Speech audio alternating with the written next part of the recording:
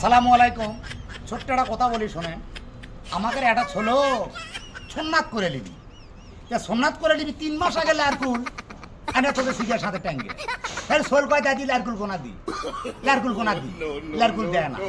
তারপরে ছোলো সোমনাথ করাছে, করানোর পর ওই লারকুলের চাউল ভাজা করছে খা, করছে দাদি তোর দেয়ার কাম 3 মাস ধরে তুই লারকুল, আজ আমার কাটাচ্ছে যেটা তোরা চলিচ্ছে না, আমি খুঁদে হুঁচ পাচ্ছি না, আজ তুই করছিস লারকুলের চাউল ভাজা কোনা খা, আজ তুই খা। আমাদের দেশের হচ্ছে এই পরিস্থিতি, যখন একটা কুটুম্ব অসুস্থ হয়ে যায় খাবার পারিচ্ছে না, তখন আঙ্গুর আপেল ফল ফুলান্তি ঠিক করে ফেলে দেয় যে খাও, এখন ও আর খাওয়া সত্যি না, ও আর খেতে পারিচ্ছে না। তখন লেখাছে যেমন এই ছেলে বাচ্চা কাটালে লারকুলের চাউল ভাজা দিচ্ছে, মানে খাওয়ার বাচ্চা না, খালি ফো বাড়িতে। আসসালামু আলাইকুম।